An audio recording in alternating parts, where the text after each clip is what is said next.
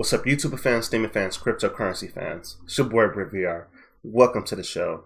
Before we get into this great IOTA news and speech, behind me is my website. If you need any consulting for cryptocurrencies, blockchain, ICOs, check it out. I also have video content on how to earn more crypto. Check it out. Book some time with me.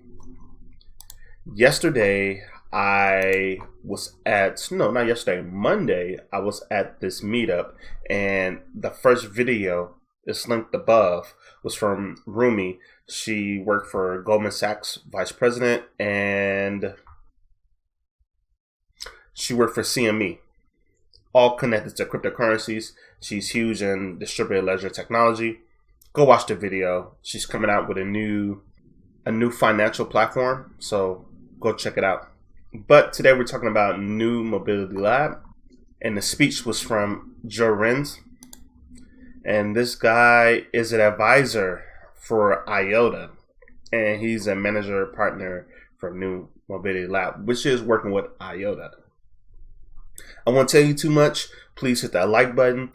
Please smash that like button. Please hammer that like button, because I'm doing great things and giving you guys great content. Please share this video and leave your comments at the bottom. So let's get right into the show.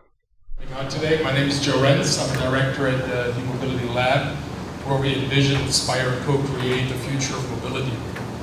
Future mobility for us is connected vehicles, autonomous vehicles, but also urban mobility and smart city, e-mobility that serves to connect all of those. So you might say, why am I here listening to someone talking about vehicles? We're talking about IoT. If I can have the next slide, please. What is happening at the moment is that we're going from a product that we used to ship, might it be a Daimler, a Ford, or a Chrysler on the very left, to making these products a little bit smarter. We started to connect these products, and we're just now starting with Tesla and some of the other vehicles to see a little bit of a product system with the charging infrastructure, with the over-the-air updates. But ultimately, where the puck is going is what's called a system of systems, in our opinion. So everything is fully integrated, and this is an IoT topic. The car to us is the ultimate IoT device. If you look at an S-Class Mercedes, it has up to 100 what we would consider PCs that are interconnected via a network that is from the 60s. And no one talks to each other on the vehicle, and not to mention getting this data off the vehicle. And the economist, as you know, is talking about data being the new oil. So who actually owns the data? If it's your vehicle, you might think it's very clear, but it's not. If you lease the vehicle, if you're in a fleet, etc. So when we talk about the system of systems, we talk about the machine-to-machine economy. And you have to really think about this in the way of a vehicle no longer being owned by anyone. The vehicle will actually become its own economic agent. So let that sink in. The car actually owns itself. So now when you have to get to work in the morning, a Uber-ish type of experience, you go directly peer-to-peer in a decentralized way to the vehicle. It takes you to where you need to go. It's going to charge you for directly peer-to-peer. And there's no intermediates. There's no Lyfts, there's no Ubers, there's no banks, there's no of these other things. And the car, because of the fact that it owns itself, will have a much lower cost of total ownership, because it doesn't have to save retirement for the kid, for itself, and the kids, college degrees, etc., doesn't take off. And so what will happen is that the cost will go down, and it will drive something that the big cities all are concerned about, which is inclusive economic growth. You hear our mayor talk about it, and the other mayors of the big cities. So how do we make these things more accessible? And that's what the machine-to-machine economy will ultimately do. The use cases that we see in mobility are things like a car as a wallet is something that you might have even already heard about. A car pays for itself. Why do you have to have an iPass in your car? Why do you have to roll down your window, your drive-through? Why is that car charging? And then one of the more sophisticated use cases at the bottom is platooning, where trucks pull up very closely behind each other in order to build a train, less wind resistance, maybe even one day the drivers can actually sleep that are not actively driving. But then how am I compensating the front truck that has the most energy consumption, that has the driver that's actually active, all machine-to-machine economy stuff. And so for us, next slide, for us the promise of blockchain is very, very compelling for IoT. And I know that when blockchain was created by whoever team it was, they did not think about IoT at the time. They were solving a very specific problem being the financial crisis. But when you think of the data integrity, the security, the automation of processes, the decentralization, the immutability, all of this stuff is extremely sexy. Next slide, please. However, as I said, the blockchain has not been designed for IoT. It has not been designed for microtransaction. It has not been designed to be very highly scalable. And as you know, with these fees that are associated with the mining process, which are obviously necessary for the business model, it makes it cost prohibitive for me to do a 0.02 cent transaction disruption joke. And so the founders of the IOTA Foundation have, after 5 years in this space, out of 7 at the time, and they were part of building the crypto valley in Switzerland, they were mining themselves. Excuse me. They went out and they said, we're going to start from scratch, and we're going to build the backbone of IoT. And what we're going to be is we're going to be highly scalable, we're going to be decentralized, we're going to be modular, and we have no fees. As of last year, November, they have set up a non-profit open source foundation out of Berlin, Germany. And they're starting to see a lot of traction, some of which I can share with you in the next couple of slides. If I have the next slide, please. So the first thing is, if you think of blockchain, I always talk about DLT. This is distributed ledger technology. So it takes all the checkpoints of immutability, decentralization, etc. But instead of a blockchain, IOTA is leveraging a Tangle, also referred as a directed silly graph. And I cannot explain to you how it works because I'm not that smart. But effectively what happens is 2 things. The more nodes that are on the Tangle, the faster it goes, which is obviously counterproductive but very useful. And also there's no mining required. The way you transact on the Tangle is that you solve 2 transactions in order to submit one. If you go to the next slide, please. So what happens is that you have full peer-to-peer. Again, I'm directly interacting with this vehicle in my example. There's no Uber, no Lyft, no credit card company in between. We're going direct. And as the scalability goes up, we're now already seeing in the labs transaction per second times that are way, way faster than what we see in a traditional process. Next slide, please. So that allows us 0 transaction fees. I can conduct business on the Tangle without any friction from a cost perspective. Yes, there's some energy consumption in solving the 2 transactions before you can submit one, but that's about it. Next slide, please. Something else that's extremely important for IoT is not every device is online 24/7. As a matter of fact, we have to wake them up a lot of times. So IOTA is also supporting offline transactions and then allow it to sync up afterwards. So again, this is really built for the machine-to-machine economy. Next slide, please. On top of the Tangle, the IOTA Foundation has started to build modules. And one of the modules that I want to point out today is a flash channel. It's enabling instantaneous high-throughput transactions. So instead of you syncing up with the Tangle every single time of a transaction, you open up the channel. Let's say you go with your vehicle on the expressway, and you start transacting offline, and then you catch up after you leave the expressway, you tree yourself up with the Department of Transportation, where we have to pay for the road usage fee. Next slide, please. Another module that was launched by IOTA end of last year is what's called a data marketplace.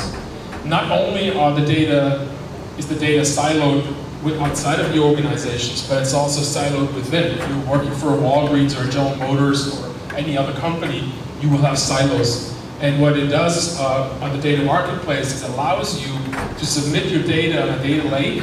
It's still owned by you, and you can choose to sell or share your data with other participants. And here's a list of all the participants that are currently publicly working on the data marketplace. Sometimes people come to me and say, so Joe, you tell me you can't read the white paper and you're not a technical person, you can't go to GitHub and read the code, so how do you know this actually works? For me, as someone who's been in business for a while, I look at these companies and sometimes I do know what they do and sometimes I don't. I'm not under NDA with all of them. But when you see some of the use cases that are becoming public, you can see that this technology is not only legit and works, but it's also scalable, which obviously in IoT is the most important piece. Next slide, please. One of the companies that is here locally in Chicago, and this is why we're very happy to have Rumi on Wednesday in the Chicago Connectory, is 1871's and Bosch's co-working space at the Merchandise Mart, 20,000 square feet, all designated and dedicated to IoT, Internet of Things. And Bosch Ventures has last year invested a significant amount, undisclosed because they're not publicly traded, in IOTA tokens. Now you might say, hey, wait a minute, you just told me I can transact on the Tangle for free, why do I need a token? You need the token in order for the one machine to pay the other machine for whatever service the machine provides. And so this exchange of tokens still exists, and that's why there is an IOTA token that is listed, and you can buy one if you'd like to. And what Bosch has done with a sensor that you see over here, it's called an XDK at the left, and you can see it in the connectory in two ways. One, only in the Tangle, and the second one is in the data marketplace. And if you want to look it up tonight, data.iota.org, you will see the sensor where you can buy, for example, temperature data from the Chicago Connectory.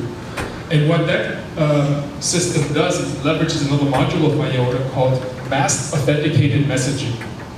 As you might know, when you transact business on the blockchain, it is visible to every participant. And what MAN offers is 3 different levels of privacy. It offers the fully open way. It offers a way where only the intended recipient can actually read the information that you're transmitting. And the highest level is that the transaction or the channel is invisible to the rest of the organization. So we're working currently with a consortium of insurance companies that are working on a solution on DLT. And just because then the consortium doesn't mean that they want to see your insurance data and your payments. And so with MAN, you can actually hide those things even though if you're in a collaborative mode. Next slide, please. And that actually leads me to my last point. I'm originally from Europe, and the Data Privacy Act is now relatively well known. The right to forget is one of the things. But also at the end of the day, it comes down to who owns your data. And Rumi talked a little bit about the intermediates. If you think about, you go home tonight, you decide you want to own your own data, where would you put it? And this is to me the only killer use case that exists today for DLT, where you say, I'm going to have it in the distributed ledger technology space. And there's actually a company here in Chicago called Oyster that is actually building on the IOTA Tangle a solution where they can store data on the Tangle, on distributed ledger technology. And so if you think of mass authenticated messaging, as well as you think of the opportunity that you have with this technology, it's very, very powerful. Next slide, please.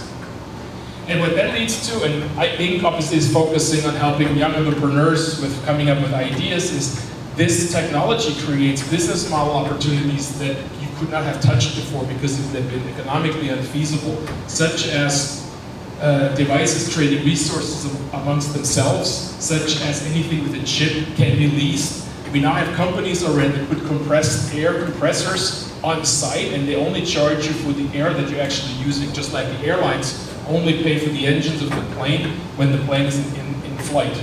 So these business models are now creeping into the machine-to-machine economy. And last but not least, you controlling your own data, because data is the new oil and you should have full control over it. Next slide, please.